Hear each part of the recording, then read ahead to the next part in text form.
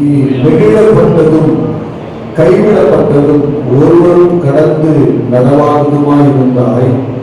ஆனாலும் உன்னை நித்திய மாட்சிமையாகவும் தலைமுறை தலைமுறையாக இருக்கும் மகிழ்ச்சியாக வைத்தேன். அல்லேலூயா. அவர்களை பற்றி தேவனை மையப்படுத்துவாங்க.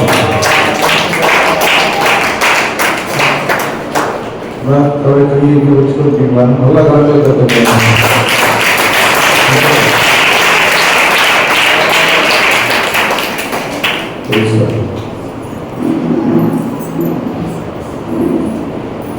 ஆண்டவராகிய தேவன் ஏசாயா என்கிற ஒரு தீர்க்கதரிசி மூலமாய் தன்னுடைய ஜனங்களுக்கு சொல்லுகிற ஒரு வார்த்தை. தன்னுடைய ஜனம் என்றால் அவரை ஏற்றுக்கொண்ட, அவரை அறிந்து கொண்ட அத்தனை ஜனத்திற்கும் அவர் கொடுக்கிற வார்த்தை. இந்த மக்கள், இஸ்ரவேல் மக்கள் தேவனுக்கு பிரியமில்லாத ஒரு வாழ்க்கை வாழ்ந்ததினால் மோசமான ஒரு வாழ்க்கை வாழ்ந்தார்கள். ஆகையால் அவர்கள் மிகவும் கஷ்டத்தை கடந்து வந்தார்கள், வேதனையை கடந்து வந்தார்கள், போராட்டங்களை கடந்து வந்தார்கள். அப்படி போராட்டங்களை கடந்து வந்த அந்த மக்கள் தன்னுடைய சுதந்திரத்திலிருந்து வெளியே வந்தார்கள். தேவன் கொடுத்த மிகப்பெரிய ஆசீர்வாதமான ஒரு ஆசீர்வாதமான தேசம், அதை விட்டு வெளியே வந்தார்கள். இப்பொழுது அவருடைய நம்பிக்கை எல்லாம் அற்று போனது, அவருடைய நம்பிக்கை எல்லாம் வீணாய் போனது. எங்கள் தலைமுறையில நாங்கள் மீறுதல் செய்துவிட்டோம், கர்த்தருக்கு பிரியமில்லாமல் வாழ்ந்துவிட்டோம், அனுபவமாய் போய்விட்டோம். எங்கள் தலைமுறையை கர்த்தர் முடித்து விட்டாரோ, எங்கள் தலைமுறையில தேவன் ஆசீர்வாதத்தை வைக்க முடியாதோ, எங்கள் தலைமுறையில மீண்டும் ஒரு மகிழ்ச்சி வராதோ என்று சொல்லி மக்களுக்குள்ளே ஒரே கலக்கம், ஒரே வேதனை, சமாதானம் இல்லாத வாழ்கிற ஒரு வாழ்க்கை. ஏன்னா இந்த தலைமுறையோடு என்ன பண்ணிட்டாரு, அனுப்பிட்டு சிதறடிச்ச பாபிலோன் பக்கம் கொஞ்சம் பேர் சிதறி போனான், கொஞ்சம் பேர் எழுத்து பக்கம் சிதறி போனான், கொஞ்சம் பேர் வழியிலே சென்று போனான். இப்படி மக்கள் சிதறி போனார்கள். அடுத்த தலைமுறையை குறித்த ஒரு நம்பிக்கையை அவங்ககிட்ட இல்லாமல் போய்விட்டது. இன்றைக்கு நம்ம அண்டை நாடுகளில் பாகிஸ்தான்ல பார்த்தீங்கன்னா, பாகிஸ்தான்ல தலைமுறை குறித்த நம்பிக்கை அவங்களுக்கு என்ன கிடையாது. எப்ப இந்த வரணும், எப்ப என்ன. அதே போல நம்ம இந்திய தேசத்துல காஷ்மீர் அந்த பகுதியிலையும் அப்படிதான். எப்போ அவங்க தலைமுறை குறித்த நம்பிக்கை அவங்களுக்கு கிடையாது. ஈராக், இஸ்ரேல் வந்து வாக்குதத்தை குடிச்சிருக்கலாம். இந்த பக்கம் பாலஸ்தீனா, இவங்கெல்லாம் இந்த தலைமுறை வாழ்வான்னு சொல்லி நம்பிக்கை கிடையாது. இப்படி தலைமுறை நம்பிக்கை அற்று போனவர்கள் நிறைய பேர், நிறைய சந்ததி. அதுபோல நிறைய குடும்பங்கள்ல தலைமுறை நம்பிக்கை விட்டு போயிருக்கும், தலைமுறை நம்பிக்கை இல்லாத இருக்கும். நன்கு தேவனுடைய பிள்ளையே, தேவன் தலைமுறைகளுடைய நம்பிக்கையை மீண்டும் தட்டி எழுப்புகிறார். அல்லேலூயா. நம்மிடத்தில் குறைவுகள் இருக்கிறது, தவறுகள் இருக்கிறது, விருதுகள் இருக்கிறது. ஆனாலும் இரக்கத்தின் தேவன், இரக்கங்களை பிதாவானவர் அவைகளை நம்முடைய ரத்தத்தினாலே கழுவி மன்னிப்பார். அல்லேலூயா, அல்லேலூயா. இங்க ஒரு காலகட்டத்துல தவறுகள் அதிகமாகி, மீறுதல்கள் அதிகமாகி, துணிகரம் அதிகமாகி என்ன ஆயிடுச்சுன்னா, வாசிக்கலாம், இந்த மக்கள் என்ன நிலைமைக்கு போயிட்டாங்க அப்படின்னா, ஏசாயா 60ஆம் அதிகாரம் 14ஆம் வசனத்தை படிக்கலாம். உன்னை ஒடுக்கிற ஒரு காலகட்டத்தில் ஒடுக்கப்பட்டிருந்தாங்க. உன்னை அசட்ட பண்ணின யாவரும் உன் காலையில் படிந்து ஒரு காலகட்டத்தில் அவர்கள் ஒடுக்கப்பட்டிருந்தார்கள், அசட்டை பண்ணப்பட்டிருந்தார்கள். அல்லேலூயா. தேவனுக்கு விரோதமாக அல்லது தேவனுக்கு பிரியமில்லாமல் வாழும்போது, ஒன்று நாம ஒடுக்கப்பட்டுனா நம்முடைய செயல்கள் எதுவுமே பலன் கொடுக்காத ஒரு நிலைக்கு போயிடும். இரண்டாவது, மனிதர்களால் அசட்டை பண்ணப்படுகிறோம். நம்மகிட்ட நிறைய திறமைகள் இருக்கலாம், ஒருவேளை சொத்து கூட இருக்கலாம், எல்லாமே இருக்கலாம். ஆனால் அசட்டை பண்ணப்படுகிறோம். 2 சம்பவம் நடக்கும். ஒன்று ஒடுக்கப்படுதல், இரண்டாவது அசட்டை பண்ணப்படுதல். அல்லேலூயா. தேவனுடைய பிள்ளையே, நீங்கள் எந்த நிலைமையை நீங்க கடந்து போயிட்டு இருக்கிறீங்க, எந்த நிலைமையில இருக்கிறீங்க அப்படின்னு கொஞ்சம் யோசிச்சு பாருங்க. ஒருவேளை நீங்க ஒடுக்கப்பட்டு நசுக்கப்பட்ட நிலைமையில் இருக்கிறீங்களா, மனிதர்களால் அசட்டை பண்ணப்பட்ட நிலையில் இருக்கிறீங்களா? நம்பிக்கையுடைய பிள்ளையே, கர்த்தர் அவைகளை மாற்ற விரும்புகிறார். அல்லேலூயா. அதனாலதான் இங்க சொல்றாரு, நீ நெகிழப்பட்டதும். நெகிழப்பட்டதுன்னா, நெகிழ்தல் அப்படின்னா உருகி போகுதல் அல்லது நசுங்கி போகுதல், உரு தெரியாமல் மாறுதல். என்னது? உரு தெரியாம மாறுது. நீங்க ஒருவேளை நீங்க உரு தெரியாம மாறிட்டீங்களா, இப்படி ஆகிட்டீங்களா அப்படின்னு கேட்பாங்க. ஒரு சில பேர் கேட்பாங்க, இப்படி ஆகிட்டீங்களா, ஆலயத்திலேயே உருவே மாறி போச்சு.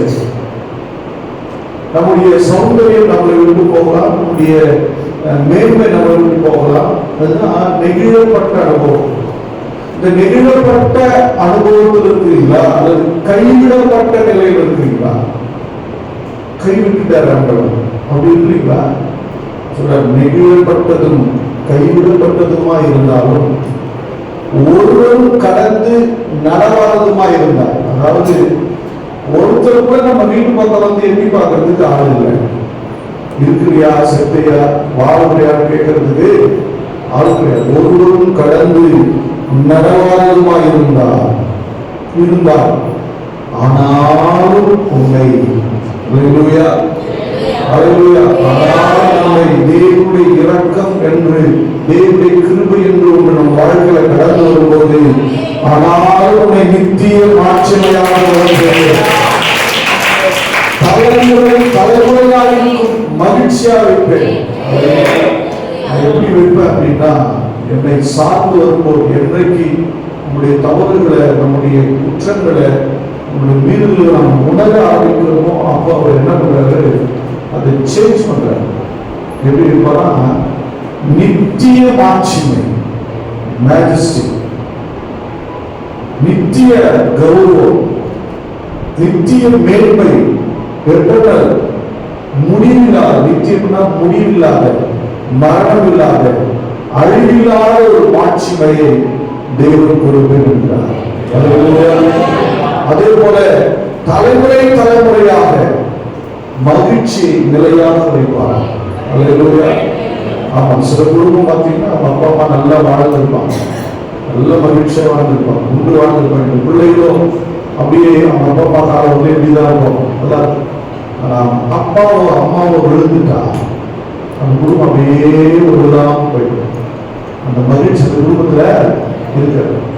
சில குடும்பத்துல பார்த்தீங்கன்னா அது ஒன்றும் குறையாது, அப்படியே இருப்பாங்க. என்ன ஒரு இழப்பு இருக்கும். தேவன் அந்த இழப்பை அல்ல, நித்திய மகிழ்ச்சியை கொடுக்கிறார். நித்திய மகிழ்ச்சியை கொடுக்கிறார். நிறைய குடும்பம் அப்படித்தானே, அப்பா இறந்துட்டு அம்மா சொல்லுவாங்க, அப்பா இருந்தாரு போயிட்டாரு, எப்படிதான் அந்த குடும்பம் இருந்து போதும். சில பேர் அவங்க அப்பா தான் பார்த்துட்டு இருந்தது, போயிட்டாங்க, அவனுக்கு இங்கே எப்படிதான் தெரியும். சில பேர் பிள்ளைகள் நம்பி இருப்பாங்க, குழந்தையோ பையனையோ இங்கே எப்படித்தாங்க. அல்லேலூயா.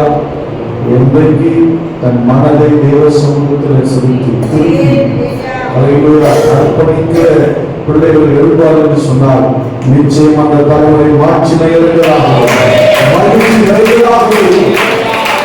அல்லேலூயா.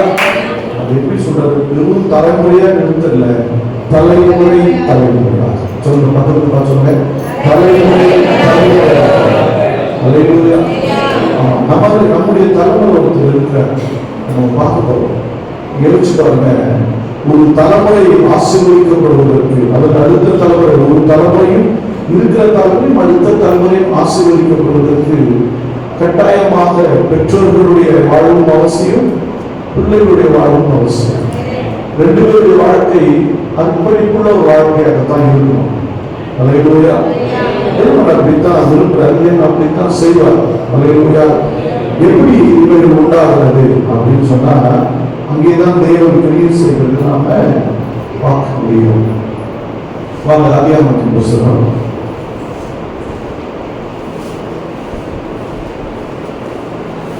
22ஆம் அதிகாரம் 1-2 வசனங்களை வாசிக்கலாம். சரி, 2ஆம் வசனத்தை வாசிக்கலாம். ஒரு ஆள் அழகாக நிறுத்தி வாசிக்கலாம். அப்பொழுது அவர் உன் புத்திரனும் உன் ஏகசுதனும் உன் நேசகுமாரனும் ஆகிய ஈசாக்கை நீ இப்பொழுது அழைத்து கொண்டு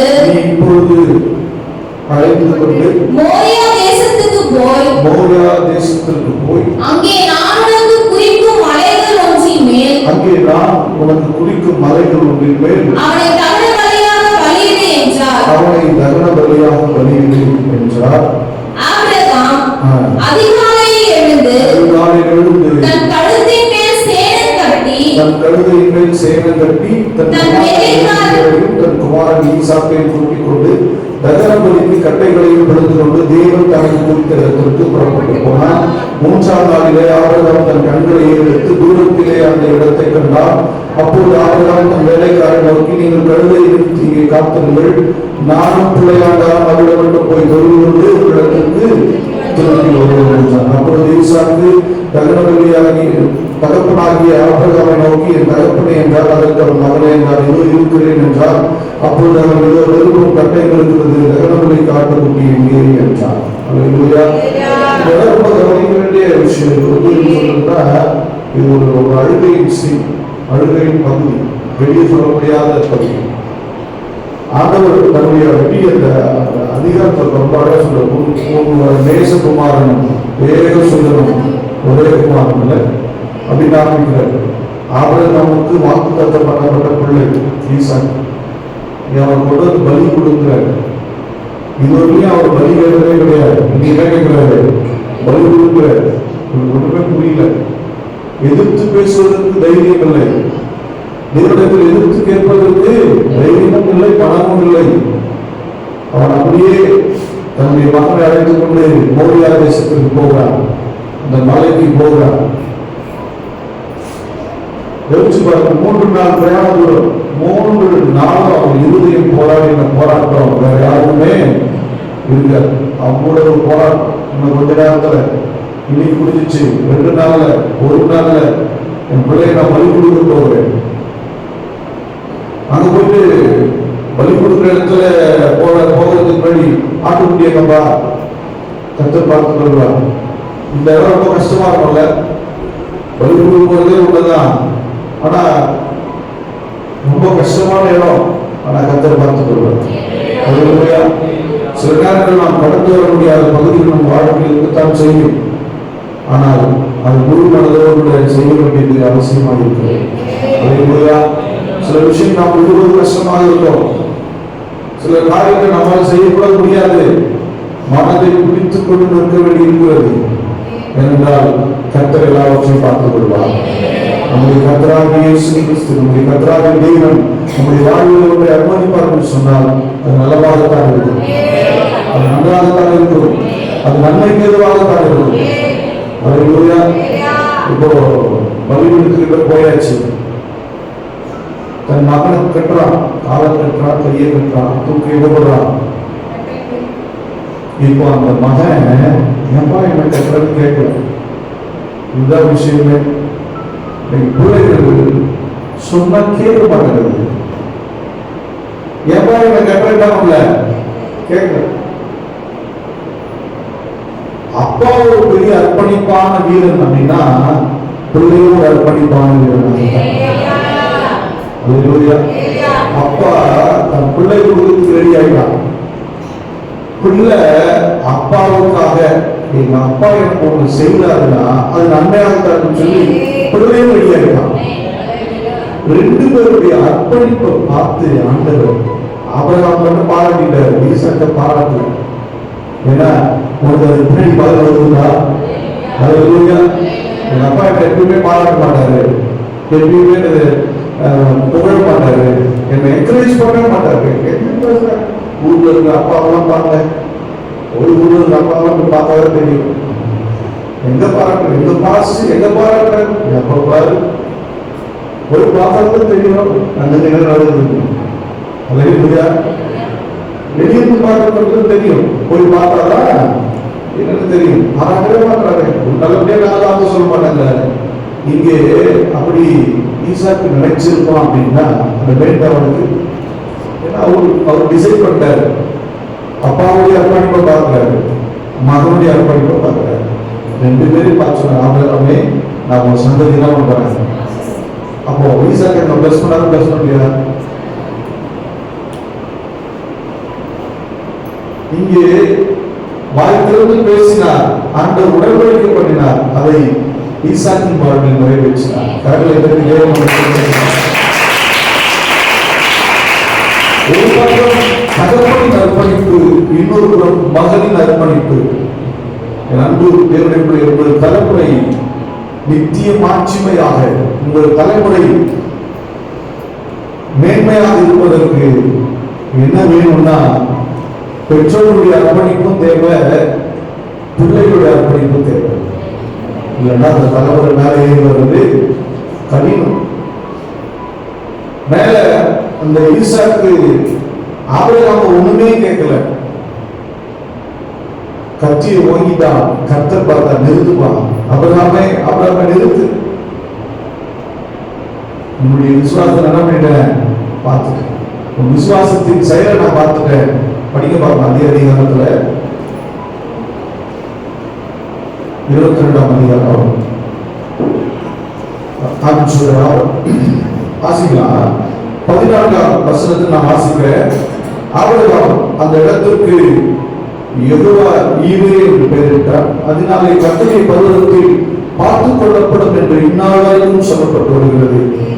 ஆண்டு சொன்னார், ஆளோடு காண்பிக்கிறார், ஒரு பலி செலுத்தினார். இப்ப சொல்றாரு, நீ உன் புத்திரன் என்றும் உன் ஏக சுதன் என்றும் பாராமல் அவனை ஒப்புக் கொடுத்து இந்த காரியத்தை செய்தபடியால் நான் உன்னை ஆசீர்வதிக்கவே ஆசீர்வதித்து உன் சந்ததியை வானத்து நட்சத்திரங்களை போலவும் கடற்கரை மணலை போலவும் பெருகவே பெருக பண்ணுவேன் என்றும் உன் சந்ததியார் தங்கள் சத்துருக்களின் வாசல்களை சுதந்திரித்துக் கொள்வார்கள் என்றும் நீ என் சொல்லுக்கு கீழ்ப்படிந்தபடினால் உன் சந்ததிக்குள் பூமியில் உள்ள சகல ஜாதிகளும் ஆசீர்வதிக்கப்படும் என்று என் பேரில் நான் ஆணையிட்டேன் என்று கர்த்தர் சொல்கிறார். யார் பேர்ல ஆணையிட்டேன்னா அவர் பற்றி சத்தியம் நிற்பார்.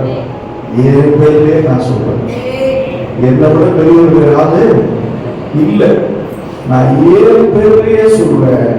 உன் சந்ததியின் மூலமா தான் பூமி வம்சம் எல்லாம் ஆசீர்வதிக்கப்படும்.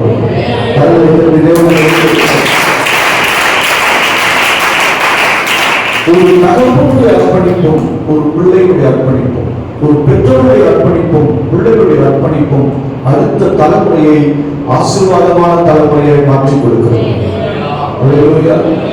அடுத்த தலைமுறை ஆசீர்வதிக்கப்படுமா, நல்லா இருப்பாங்களா, நல்லா இருக்க மாட்டாங்களான்னு பெற்றோர்களால முடிவெடுக்க முடியல, தெரியல. பெற்றோர்கள் கற்றுக்குள்ள இருக்கிறாங்க, பிள்ளைகள் கற்றுக்குள்ள இருப்பதில்லை.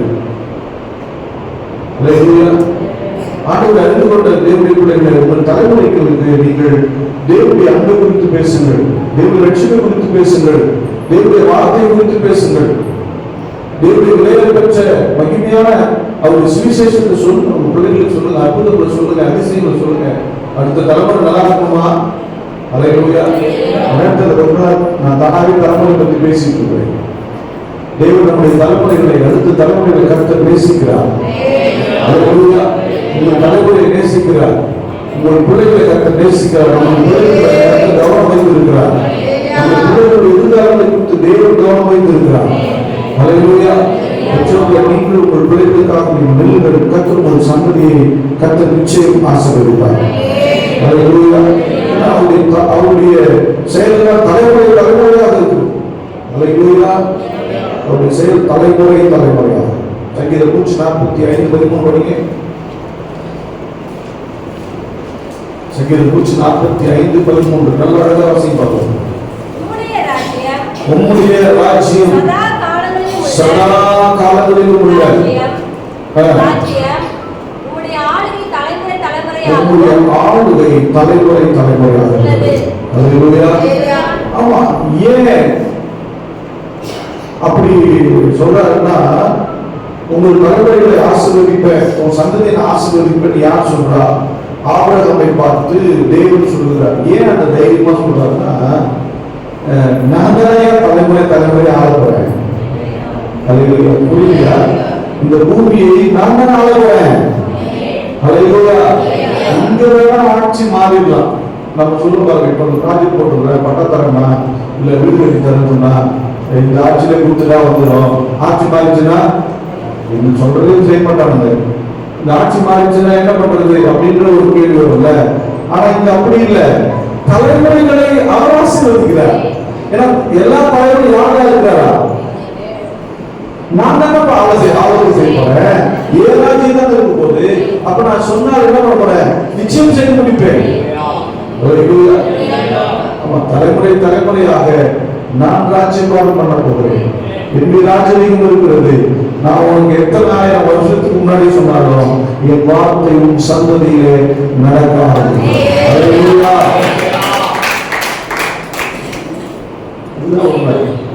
சங்கீதம் 146:10.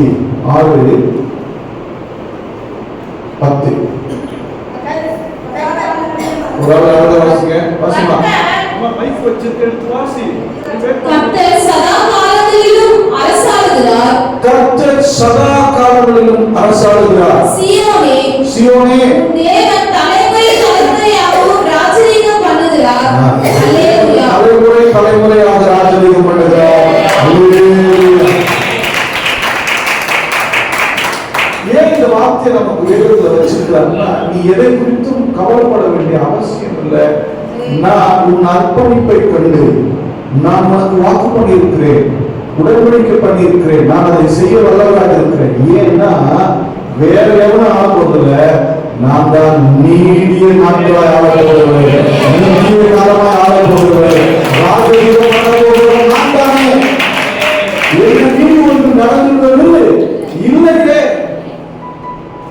அப்ப ரெண்டு பேருடைய அர்ப்பணிப்பும் மிக அவசியமாக இருக்கிறது. பெற்றோருடைய அர்ப்பணிப்பும் பிள்ளைகளுடைய அர்ப்பணிப்பும் மிக அவசியமாக இருக்கிறது. கர்த்தர் ஒரு தலைமுறைகளை கர்த்தர் நிச்சயம் ஆசீர்வதிப்பார். ஆண்டவராகிய இயேசு கிறிஸ்து அப்படிதான் பிதாவானவர் பூமிக்கு அனுப்புனாரா? ஆனா ஃபர்ஸ்ட் பிறந்து ஞானசானம் எடுத்து எல்லாம் இயேசு கிறிஸ்து என்ன பண்ணிட்டாரு? விட்டு கொடுத்துட்டாரு. மனந்திரத்துக்கு கொண்டு போனார். பரிசுத்தர் எல்லாம் போய் ஜெயிச்சுட்டு நிறைய மிராக்கிள் நடக்குது. அற்புதங்களை செய்கிறார். வியாதியை சுகமாக்குறார். தண்ணீரை திராட்சரசமா மாத்துறார். மரித்தவனை உயிரோடு எழுப்புறார். குஷ்டரோகியை சுகமாக்குறார். குருடனை பார்க்க வைக்கிறார். ஊமையில பேச வைக்கிறார். எல்லாம் சூப்பர், ரொம்ப அழகா இருக்கு. அவரும் சந்தோஷமா தான் இருக்கு. இயேசு கிறிஸ்து பிதாவானவர் எனக்கு எப்படி என்ன பண்ணிட்டு இருக்காரு, யூஸ் பண்றாரு. பூமியில அவருடைய ராஜரீகம் வேலை செய்யுன்னு சொல்லி அவ்வளவு ஹாப்பியா இருக்கும். ஆனா ஒரு கட்டத்துல போனா இயேசு கிறிஸ்து அந்த கல்வாரி மலை இடையில, அதாவது அந்த கெத்செமனே தோட்டத்துல அந்த இடத்துல போனீங்கன்னா அவருடைய செயல் பார்த்தீங்கன்னா அவர் தடுமாறுகிற ஒரு இடத்துக்கு வந்தார். தடுமாறுகிற ஒரு இடம் மேல பிதா அவர் எப்படின்னா தம்முடைய ஒரே பேரான குமாரன பூமிக்கு அனுப்புறாரு. ஏன்னா நான் நிறைய பேர் அனுப்புனேன், இந்த மக்கள் ஏத்துக்கவும் இல்லை. ஒரு பக்கம் ஏத்துக்குனா வேற மாதிரி இருக்கான், ஏத்துக்காம ஒரு மாதிரி பண்றான். நான் உன்னையே அனுப்புகிறேன். ஹல்லேலூயா. இந்த ஒரே பேரான குமாரனை உன்னையே அனுப்புறேன் அப்படின்னு அனுப்பிட்டார். இப்போ மரணம் தருவாய். இப்போ அவர் கேட்கிறாருன்னா பாடுபடணும், சவுக்கடிவாங்க. இவ்வளவு நாள் சுகமான ஒரு வாழ்க்கை, சில நேரம் நமக்கு சுகமான வாழ்க்கை, மேன்மையான ஒரு வாழ்க்கைலாம் ரொம்ப ஹாப்பியா போயிடுது. அது நமக்கு பிரச்சனையா இல்லை. பாடுகள் கஷ்டம் வரும் போது நம்மளால என்ன பண்ண முடியல, ஏற்றுக்க முடியல. அப்பதான் விசுவாசம் காணாம போயிடும். அதுக்கு முன்னாடி என்ன பண்ணுவோம், நாங்க எப்படி தெரியுமா, நாங்க இப்படி ஜோம் பண்ணுவோம், அப்படி பார்த்துருவோம்னா நிறைய பேசிடுவோம். வீரவாசல் நிறைய வரும், உங்களுக்கு விசுவாசமே இல்லையா, இப்படி எல்லாம் பேசிடுவோம். ஆனா ஒவ்வொரு தடவும் கஷ்டம் போராட்டம் வரும்போது தான் தெரியும், அப்பா விசுவாசமா பயங்கரமான விசுவாசம் மறந்து சொல்லுவோம். அப்படியா உள்ள தோணும், எங்க நான் விசுவாசிக்கிறேன், எனக்கு கடவுள் தெரியும் அப்படிங்கிற உள்ள ஒரு போராட்டம் ஓடிட்டு இருக்கோம். இப்ப அப்படிதான் இங்க கெத்செமனே கிட்ட அவர் ஜெபிக்கிறார். எப்படி ஜெபம் பண்றாரு பாருங்களேன். அந்த 26ஆம் அதிகாரத்துல தேவன், நான் என்னோட இயேசு கிறிஸ்துவை பேசுறேன்னு சொல்றாரு. சில பேர் இயேசு அப்படிலாம் கிடையாது, நான் பிராக்டிகலா பேசிட்டு இருக்கிறேன். இந்த இடத்துல அவர் ரொம்ப 39ஆம் வசனம் படிங்க. 26-39. சற்று அப்புறம் போய் முகங்குப்ப விழுந்து, பிதாவே, இந்த பாத்திரம் என்னை விட்டு நீங்க கூடுமானால் நீங்கும்படி செய், ஆகிலும் என் சித்தத்தின்படி அல்ல உங்களுடைய சித்தத்தின்படியாக ஜெபம். அப்படின்னா இவருக்கு என்ன, உள்ள ஒரு சரீரத்தில் இருக்கிறதுனால, மனித அவதாரமா வந்திருக்கிறதுனால சரீரத்துல வரப்போகிற உபத்திரவத்தை குறித்து ஒரு அச்சம் இருக்கிறது, ஒரு நடுக்கம் இருக்குது. அதே போல ஜெபம் பண்ற, உங்களுக்கு சித்தமான நான் செய்யறேன், இல்லாட்டி நம்ம இந்த பாத்திரம் நீங்கும்படி செய்யுங்க. மறுபடியும் ஜெபம் பண்றாங்க. 2ஆம் தரம் அவர் மறுபடியும் 2ஆம் தரம் போய், பிதாவே, இந்த பாத்திரத்தில் நான் பானம் பண்ணினாலுடைய இது என்னை விட்டு நீங்க கூடாதாக என்னுடைய சித்தத்தின்படி ஆகிறது. ஒருவேளை நான் இப்படிதான் இருக்கணுமா அப்படின்னா பரவாயில்ல அப்படின்னு சொல்லி ஜெபம் பண்றாரு. அல்லேலூயா. நீங்க பாருங்க, நீங்க இன்னும் மற்ற புஸ்தகங்கள் படிச்சு இன்னும் கொஞ்சம் டீப்பா போயிருப்பாங்க. அவர் ஜெபம் பண்ணும்போது வேற ரத்தமா வெளிவருது. அப்படின்னா என்னன்னா ஊக்கமான ஒரு ஜெபம். என்ன ஜெபம்? ஊக்கமான, தன்னை மறந்து தன் சரீரத்துல வேற ரத்தமா மாறி போகிற அளவுக்கு ஒரு ஜெபம். எதுக்குன்னா, அந்த பிதாவே, நான் உங்க சித்தத்தை முடிச்சிருந்தா. அல்லேலூயா. பிதா அங்கிருந்து தன்னுடைய ஒரே பேரான குமாரனை கொடுத்துட்டார், நேசகுமாரனை கொடுத்துட்டார். மகன் ஒரே பேரான குமாரனாக இரட்சகராக இயேசு கிறிஸ்து பிதாவுக்காக தான் உயிரையே கொடுக்கிறார். கரங்களுக்கு தேவை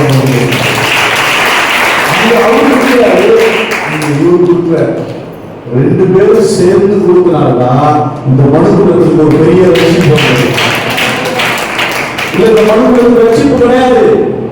இந்த மனுக்குலத்திற்கு தேவன் மீட்பை கொடுக்க முடிஞ்சிருக்காரு. அல்லேலூயா. அவருடைய வம்சத்தை யாராலும் சொல்லி முடியும் அப்படின்னு வசனம் சொல்லுது. யாருடைய வம்சம்? இயேசு கிறிஸ்துவின் வம்சம் தலைமுறையாக இருக்கும் வசனம் சொல்லுது. கரங்களுக்கு தேவன்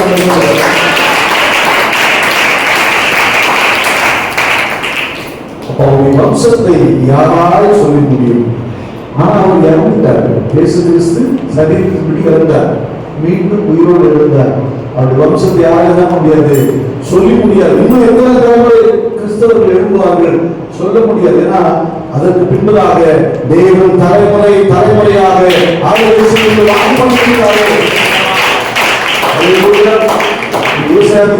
புஸ்தகம் 58ஆம் அதிகாரம் 58 புஸ்தகம் 58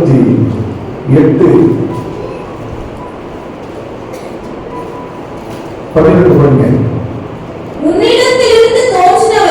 உன்னிடத்திலிருந்து தோன்றினவர்கள் பாழாய் கிடந்த ஸ்தலங்களை கட்டுவார்கள். தலைமுறையாக இருக்கும் அஸ்திவாரத்தை கட்டுவார். அடைக்கிறவன் என்றும் குடியிருக்கும்படி பாதைகளை திருத்துகிறவன் என்றும் நீ பெயர் பெறுவார்.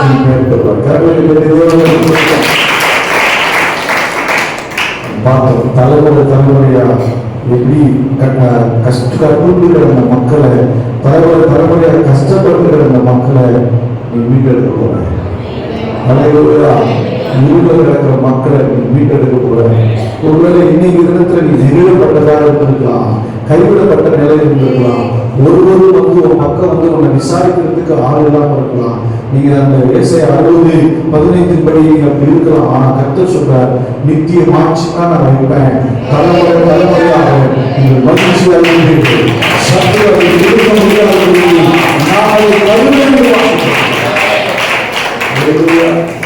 ஆபிரகாம் தகப்பன் அர்ப்பணித்தான், பிள்ளையை அர்ப்பணித்தான். ஆபிரகாம் வம்சம் ஆசீர்வதிக்கப்பட்ட வம்சம். தலைமுறையாக இன்னைக்கு ஆபிரகாம் பேர் சொல்லி இருக்காங்க. எங்க இஸ்ரவேல் ஆபிரகாம் சந்ததி. கர்த்தர் எங்களுக்கு வாக்கு பண்ணினார், இந்த தேசத்தை எங்களுக்கு வாக்கு பண்ணி பெரிய சங்கடமே. ஆனா அதன் பத்தியில் அவர்கள் செழிப்பாக வாழ்கிறார்கள். அல்லேலூயா. தலைமுறையா இன்னைக்கும் யுத்தம் நடந்துட்டு இருந்தாலும், சின்ன நாடா இருந்தாலும், கொஞ்சம் மக்களா இருந்தாலும், ஆனா உலகத்துல எல்லா மக்களும் யாரை பத்தி அதிகமா பேசுவாங்கன்னா இஸ்ரேல் மக்களை பத்தி தான் பேசுவோம். என்றால் தேவன் கொடுத்த வாக்குத்தத்தம் அப்படி, தேவன் போட்ட உடன்படிக்கை அப்படிப்பட்ட உடன்படிக்கை. அல்லேலூயா, அல்லேலூயா. இந்த நாட்டுல எங்க நீ மதம் மாத்தாத, மதம் மாறாத, இயேசு ஏத்துக்காதன்னு சொன்னாலும் அவன் ஏத்துக்கிட்டே இருக்கிறான்.